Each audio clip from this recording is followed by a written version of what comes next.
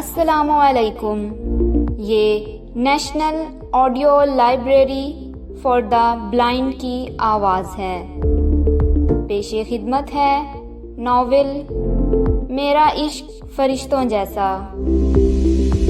تحریر محمد فیاض ماہی. آواز سمر زہرا. اس کتاب کی تمام اقساط حاصل کرنے کے لیے ڈسکرپشن میں دیے گئے پلے لسٹ کے لنک پر کلک کریں. شکریہ.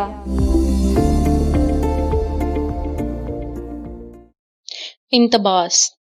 ان لمحوں کے نام جب میری نگاہوں نے خانہ کعبہ اور روضہ رسول صلی اللہ علیہ وآلہ وسلم کو پہلی بار بوسے دیے تھے. وہ لمحے آج بھی میری آنکھوں کو نم کر دیتے. محمد فیاض ماہی. رب العالمین کی بے شمار نعمتوں میں سے ایک بہت بڑی نعمت علم بھی ہے جو اس پاک ذات نے مجھے بخشی ہے. اس کی عطا کردہ اس نعمت سے استفادہ کرنے کے لیے میں نے اپنے ناتواں قلم اور کاغذ کا سہارا لے کر معاشرے کے بہت سے پہلوؤں پر بہت کچھ تحریر کیا، اور میری ان بہردم تحاریر کو آپ جیسے ادب شناس قارئین نے پذیرائی بخشی اور میرے قلم کی حوصلہ افزائی کی. اس پر میں اپنے رب کا کروڑہا بار شکر ادا کرتا ہوں کہ جس نے مجھے اس دنیا میں عزت بخشی اور آپ لوگوں میں پذیرائی دی. آپ سب کا بے حد مشکور.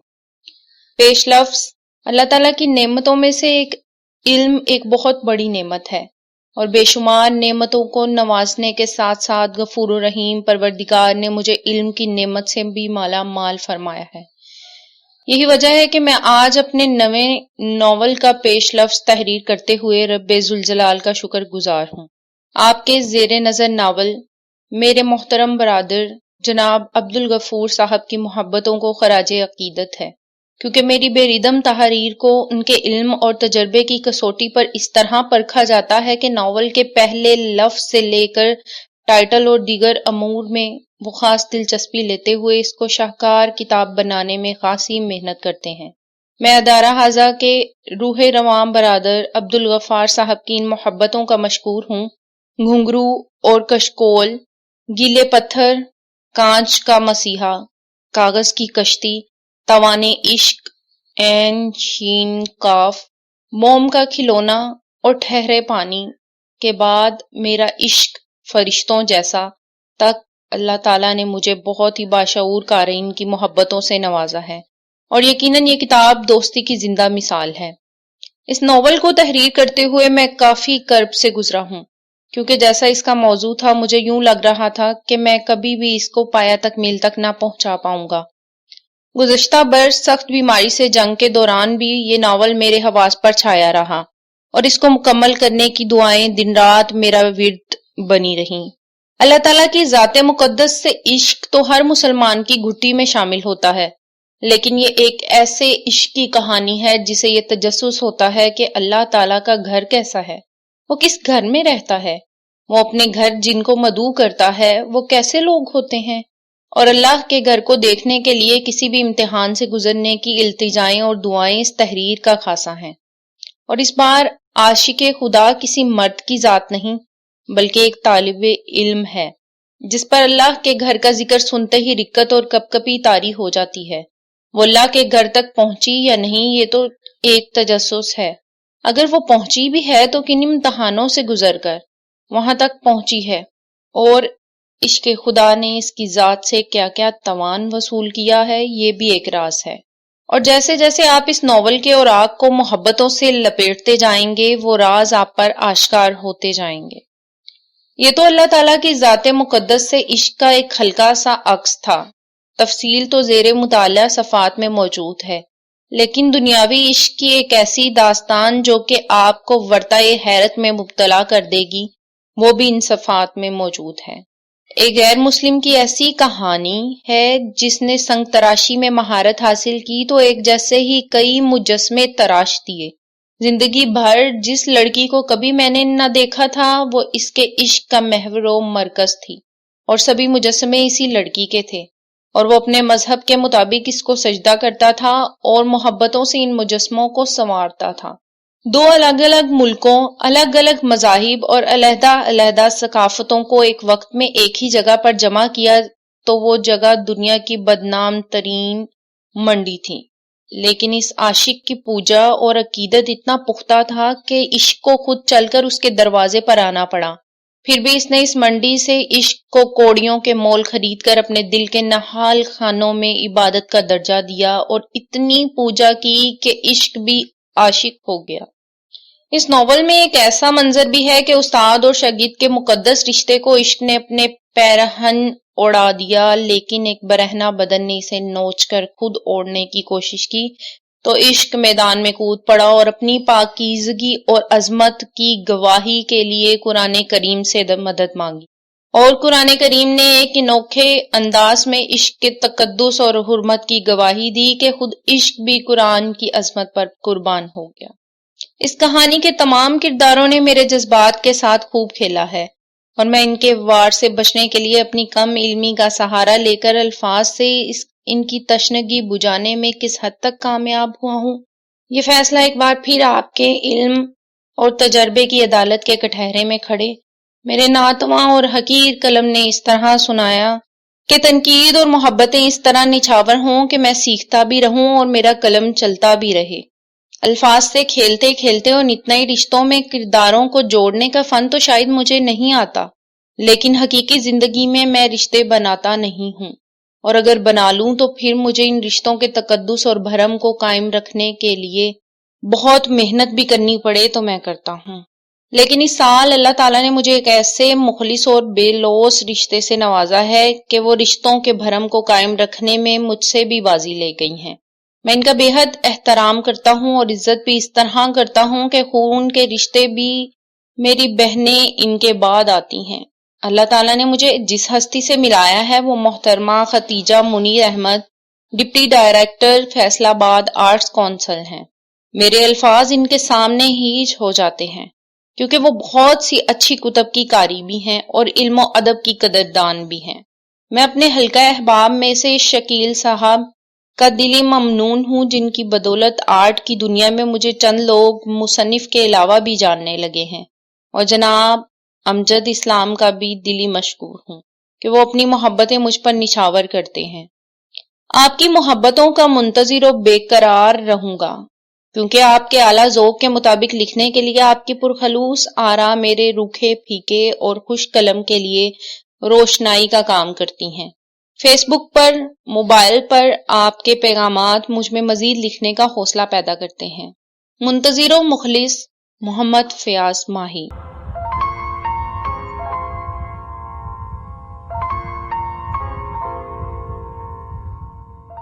قسط نمبر 1۔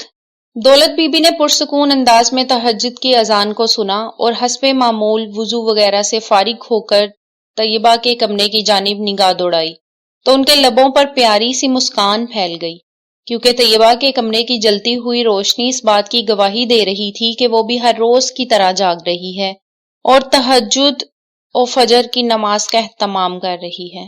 دولت بی بی کو اپنی اس بڑی پوتی سے دلی لگاؤ تھا۔ اس کی بڑی اور معقول وجہ یہ بھی تھی کہ طیبہ کبھی بھی بے پردہ باہر نہ نکلی تھی، اس نے کبھی بھی کوئی بھی نماز نہ چھوڑی تھی، وہ حافظ قرآن تھی اور تلاوت کلام مجید اس کے معمول میں شامل تھا اور محبوب عادت بھی تھی، جبکہ گھر کے باقی افراد جن میں ڈاکٹر ارباب احمد جو کہ دولت بی بی کا بیٹا اور اس کے گھر کا سربراہ بھی تھا، وہ نماز میں سستی کر جاتا تھا۔ ان کی فرما بردار بہو شمسہ ارباب بھی نماز اور روزے کی پابند تھیں۔ وہ کبھی کبھار ڈاکٹر ارباب احمد کو نماز کی تلقین کرتی تو ان کا کہنا یہی ہوتا تھا کہ مریضوں کی دیکھ بھال، ان کی خدمت اور اچھے طریقے سے پرخلوص علاج بھی عبادت کے زمرے میں ہی آتا ہے۔ شمسہ بیگم ان کی مدلل گفتگو سے خاموش ہو جاتی تھی کیونکہ ان کو تو یہ بخوبی علم ہی تھا کہ ان کا شوہر محنتی اور اپنے کام سے انتہائی مخلص ہے۔ اگر رات کے کسی بھی پہر ہسپتال میں کوئی ایمرجنسی ہو تو وہ پہلی کال پر ہی اسپتال کی جانب بھاگ جاتے تھے، کیونکہ پورے اسپتال میں ڈاکٹر ارباب احمد ہی واحد نیورو سرجن تھے جو اپنے کام میں ماہر اور فرض شناس انسان تھے، اور یہ خصوصیات بھی عبادت سے کم نہ تھیں، مگر نماز کی جو اہمیت اور خاصیت تھی وہ اس سے بھی انکاری نہ تھے۔ ان کا بیٹا عدیم احمد ارباب جو کہ یونیورسٹی کا طالب علم تھا، اس کا کورس اور سٹڈی کافی مشکل تھی۔ وہ اپنی تعلیم پر توجہ دیتا ہوا کامیابی کی منازل طے کرتا جا رہا تھا۔ وہ اس سال بیرون ملک جا کر تعلیم حاصل کرنے کا ارادہ رکھتا تھا، مگر شمسہ ارباب اپنے اکلوتے فرزند کو اپنی آنکھوں سے دور کرنے پر رضامند نہ تھیں۔ یہ کیس ان دنوں ماں بیٹے کی کورٹ میں چلتا ہوا ڈاکٹر صاحب کی عدالت میں پہنچ چکا تھا۔ انہوں نے بھی کوئی فیصلہ سنانے کی بجائے اپنے ملک میں عدیم احمد کی تعلیم مکمل ہونے تک فیصلہ محفوظ رکھا تھا، اور عدیم احمد کو پورا یقین تھا کہ فیصلہ اس کے حق میں ہی ہوگا، کیونکہ ڈاکٹر ارباب خود اس بات کے حق میں تھے کہ ان کے سبھی بچے اعلیٰ تعلیم حاصل کر کے ان کی طرح معاشرے کے باشعور اور اہم ترین شہری بن کر باعزت زندگی گزارے۔ ڈاکٹر ارباب کے گھر میں خوشیوں اور زندگی کا احساس زندہ رکھنے والی چھوٹی بیٹی ریبا، جو کہ شعبہ فائن آرٹس کی طالبہ ہے، اپنی چلبلی حرکتوں، شرارتوں اور شوخ باتوں سے گھر بھر میں چہکتی، اچھلتی، کودتی اور سب کا ناک میں دم کیے رکھتی تھی۔ وہ سب گھر والوں کی لاڈلی تھیں اور دادی دولت بی بی کی آنکھ کا تارا بھی تھیں۔ اس گھر کا ساتواں فرد احمد فراز تھا، جو کہ ڈاکٹر ارباب احمد کا بھتیجا ہے۔ وہ بچپن میں ہی یتیم ہو گیا تھا اور اس کی ماں نے دوسری شادی کر لی تھی۔ وہ بچپن سے اب تک دادی کے ساتھ اس گھر میں مہربان چاچا اور پیار کرنے والی چچی شمسہ ارباب کے زیر سایہ رہا تھا۔ وہ اس ملک کا بہترین صحافی تھا اور ایک مشہور و معروف ٹی وی چینل سے وابستہ تھا۔ ہفتے میں 2 بار اس کا پروگرام ٹی وی سے نشر ہوتا تھا۔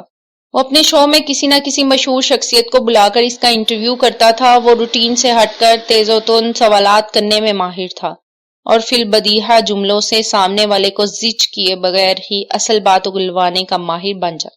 یہی وجہ تھی کہ ٹی وی چینل اسے اچھی خاصی تنخواہ دیتا تھا اور کئی دوسرے چینلز والے اسے اپنے ادارے میں کام دینے کے لیے بے چین و بے قرار رہتے تھے اور ساتھ ساتھ اچھی سے اچھی آفرز بھی دیتے رہتے تھے۔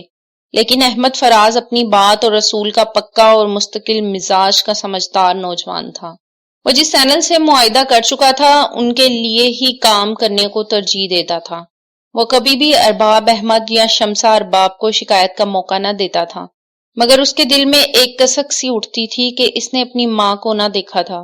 اس سوچ کو لے کر وہ کبھی کبھار اداس ہوتا تو باپ کی قبر پر جا کر دل کھول کر رو لیتا، اور غم ہلکا ہونے پر وہ خود کو حشاش بشاش محسوس کرنے لگتا تھا۔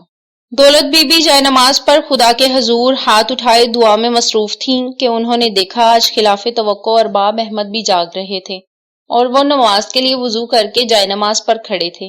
یہ خوشگوار حیرت دولت بی بی کو اچھی لگی۔ وہ ارباب احمد سے ضرور پوچھیں گی۔ وہ منہ پر ہاتھ پھیر کر جائے نماز سے اٹھیں اور طیبہ کے کمرے کی جانب چلی گئیں۔ انہوں نے قرآن کریم کی تلاوت میں مگن طیبہ کے چہرے پر پھونک ماری تو اس نے مسکرا کر دادی کی طرف دیکھا اور تلاوت ختم کر کے قرآن کریم کو بند کر کے آنکھوں سے بوسے دیے اور الماری میں رکھ دیا۔ وہ دادی کی طرف مڑی جو آرام دہ کرسی پر بیٹھ چکی تھی۔ اللہ کے عطا کردہ تحفوں اور نعمتوں میں سے ایک سب سے اعلیٰ نعمت انسان کے چہرے کا حسن بھی ہے، دادی بولی تو طیبہ ان کے قدموں میں بیٹھ گئی اور سر ان کی گود میں رکھتے ہوئے بولی، دادی، اللہ تعالیٰ اپنے بندوں سے کتنا پیار کرتا ہے۔ اس سوال کو وہ کئی دنوں سے اپنے ذہن میں لیے پھر رہی تھی۔ دولت بی بی نے اس کے سر پر پیار سے ہاتھ پھیرتے ہوئے کہا، دنیا کا کوئی پیمانہ، کوئی ترازو یا پھر کوئی بھی میٹر اس بات کو نہیں ماپ اور تول سکتا کہ اللہ تعالیٰ اپنے بندوں سے کتنا پیار اور کتنی محبت کرتا ہے۔ دادی، یہ کیسے پتہ چلتا ہے کہ ہم اللہ کے محبوب بندوں میں شامل ہو گئے ہیں؟ وہ بولی تھی۔ کھڑکی کے پار طلوع آفتاب کا اعلان اس طرح ہو رہا تھا کہ اندھیرا آہستہ آہستہ چھٹ رہا تھا، جبکہ باہر درختوں کی شکلیں اور ہیولے واضح ہونے لگے تھے۔ نور اور پرسکون انتہائی باادب انداز میں رب تعالیٰ کی مدح سرا تھی، جبکہ پرندے چہچہا کر اللہ تعالیٰ کی وحدانیت بیان کرنے میں مگن تھے۔ اللہ تعالیٰ تو اپنی تمام مخلوق سے محبت کرتا ہے، مگر جو اس کے محبوب بندے ہیں ان پر مہربانی فرماتا ہے، ان کو اپنے حضور سجدہ کرنے کی توفیق بھی عطا کرتا ہے۔ دادی اس کو مطمئن کرنے والے انداز میں بتا رہی تھی۔ وہ شاید مطمئن نہ ہو سکی تھی، اس لیے پھر سوال کر دیا، تو پھر وہ اپنے محبوب بندوں کو تکالیف اور دکھ میں مبتلا کیوں کرتا ہے جبکہ وہ تو رحمان اور رحیم ہے؟ سوال خاصا گہرا بھی تھا اور انفرادی بھی تھا۔ دادی چونکہ پڑھی لکھی نہ تھی لیکن وہ اللہ کی عبادت اور خصوصی خلوص سے اللہ کو راضی کرنے کی جو جستجو کرتی تھی وہ اللہ کو کافی محبوب تھی اور اس کے عطا کردہ علم کی بدولت وہ جواب دینے کی کوشش کرنے لگی۔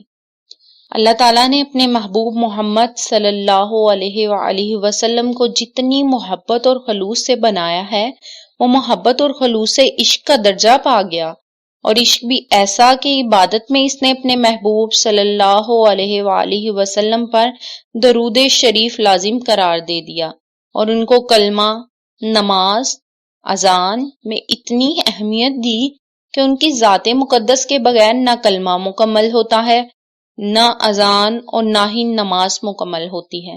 مگر ذرا غور کرو، اللہ تعالیٰ نے ان پر بھی آزمائش اور تکالیف جیسے عناصر نازل فرمائے۔ مگر کیوں دادی؟ وہ آج کس موڈ میں تھی اس بات کا اندازہ دولت بی بی لگانے سے قاصر تھی۔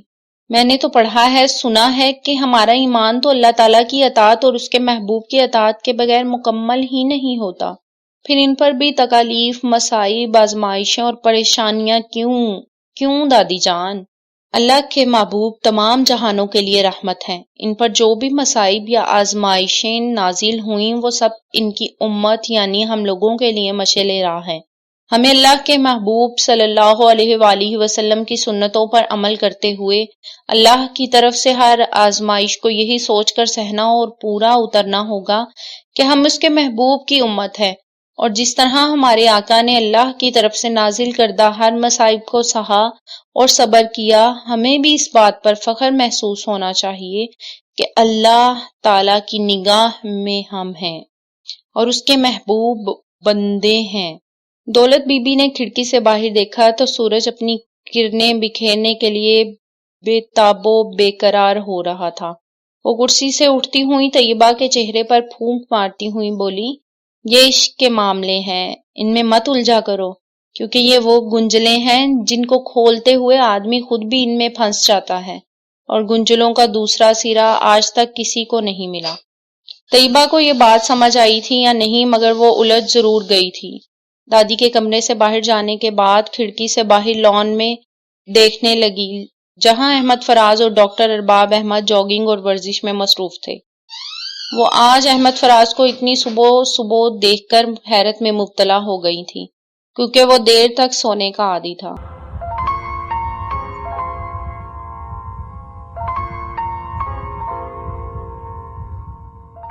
یہ پہلا موقع نہ تھا کہ ناشتے کی میز پر پوری فیملی جمع تھی۔ طیبہ اسکارف اوڑے ہوئے تھی جبکہ ریبا بغیر دوپٹے کے تھی۔ دونوں کو دیکھ کر لگتا تھا کہ طیبہ کو اللہ تعالیٰ نے صرف صورت ہی نہیں بلکہ اعلیٰ سیرت سے بھی نوازا ہے، جبکہ ریبا کو مذہب سے اتنا ہی لگاؤ تھا کہ وہ فرائض بھی مشکل ادا کرتی تھی۔ اس بات پر دولت بی بی کئی بار اسے ڈانٹ ڈپٹ کر چکی تھی مگر اس کے کان پر جوں تک نہ رینگتی تھی، جبکہ شمسا نے اچھی طرح دوپٹہ اوڑا ہوا تھا۔ کیوں بھائی، خیریت ہے؟ آج پھر اتنی صبح ناشتہ کر رہے ہو؟ ارباب احمد نے فریش اور خوشگوار موڈ والے احمد فراز سے پوچھ لیا تو وہ مسکرانے لگا، مگر اس کے بولنے سے پہلے ہی ادیم نے لقمہ دینا ضروری سمجھا۔ پاپا، میرا خیال ہے فراز رات کو نہیں بلکہ صبح ہی گھر آیا ہے۔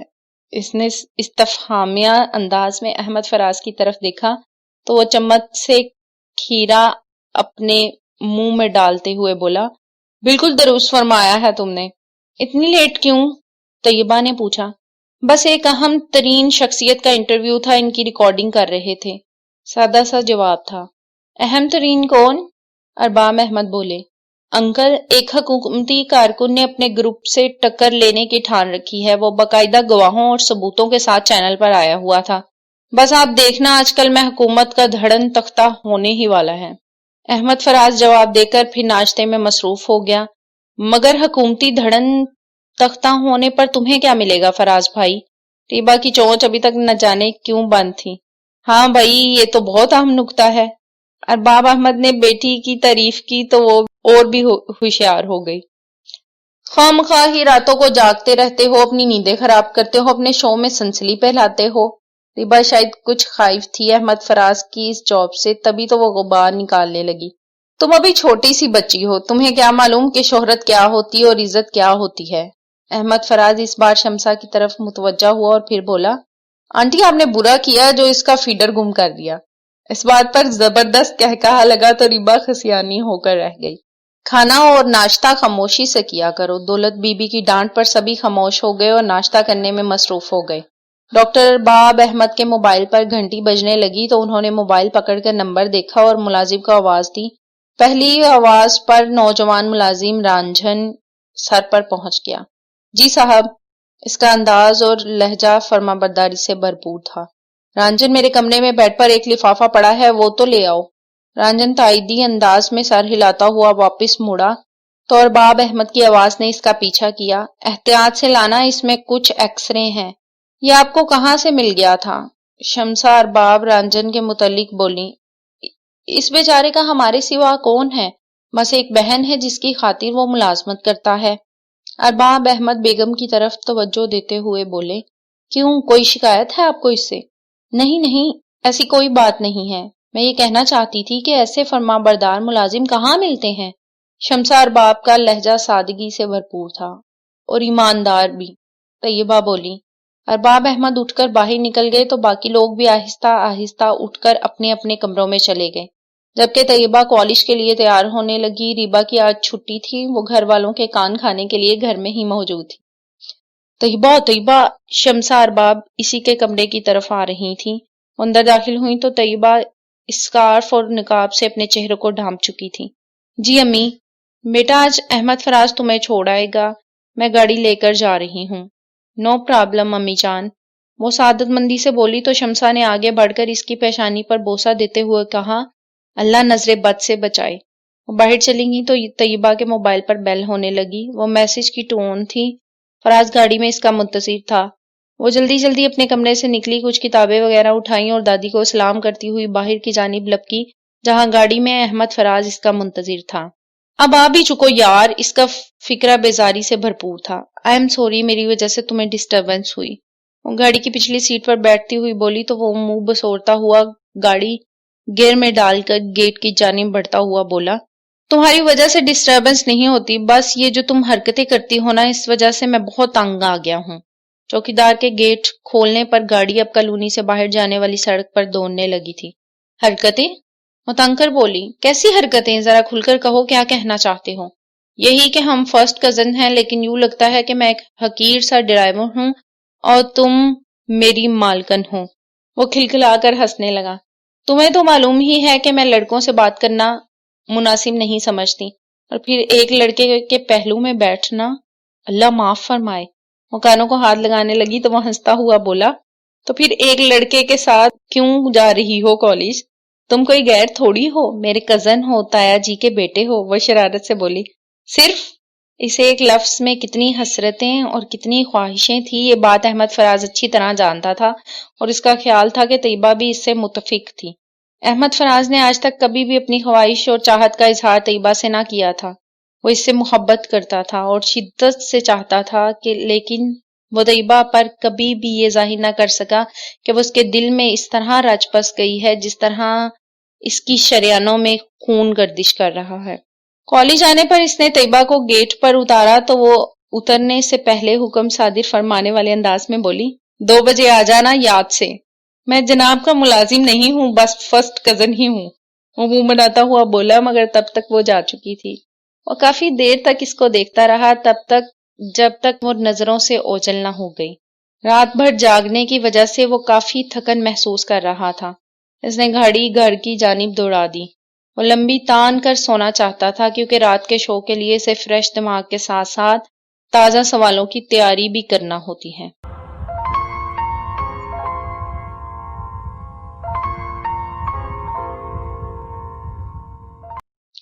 نیا مسودہ دیکھ کر پبلشر صاحب مسکراتے ہوئے فواز احمد کی طرف دیکھتے ہوئے بولے، کمال ہے فواز احمد۔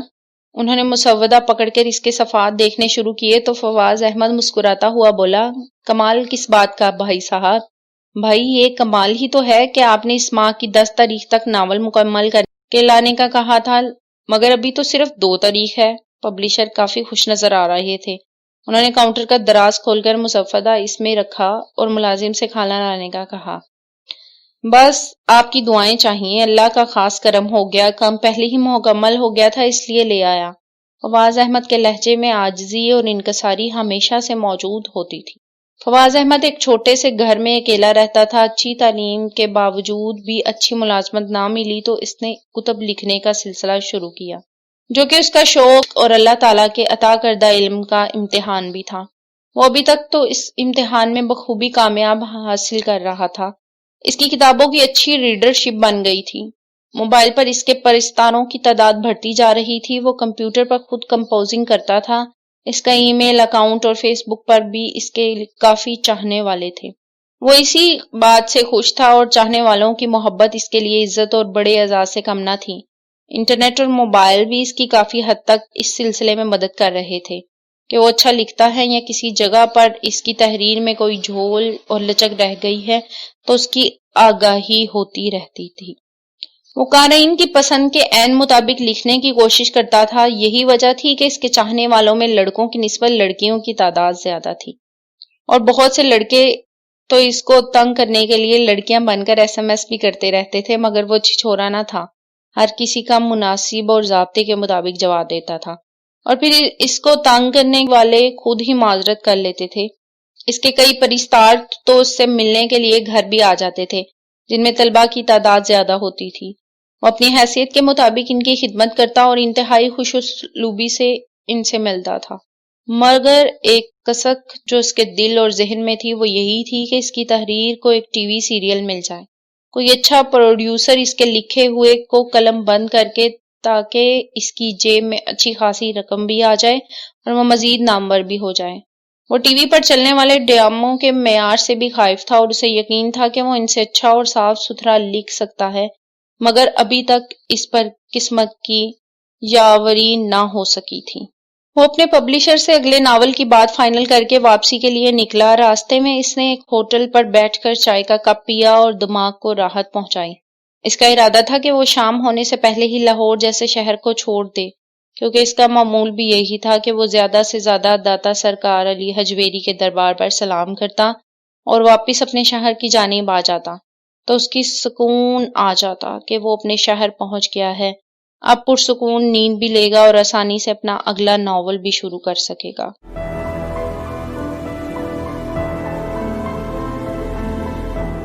اگر آپ نے ہمارا چینل سبسکرائب نہیں کیا تو ابھی سبسکرائب کریں اور ساتھ ہی بیل آئیکن پر کلک کریں تاکہ ہماری نئی آنے والی بکس کی اپڈیٹس آپ کو ملتی رہیں۔ لائک کریں، شیئر کریں اور کمنٹس کر کے اپنی رائے کا اظہار کریں، اور یہ بھی بتائیں کہ آپ کو ہماری بکس کیسی لگتی ہیں۔ مزید معلومات اور ڈسکشن کے لیے ڈسکرپشن میں دیے گئے لنک پر کلک کر کے ہمارا واٹس ایپ گروپ جوائن کریں۔ شکریہ۔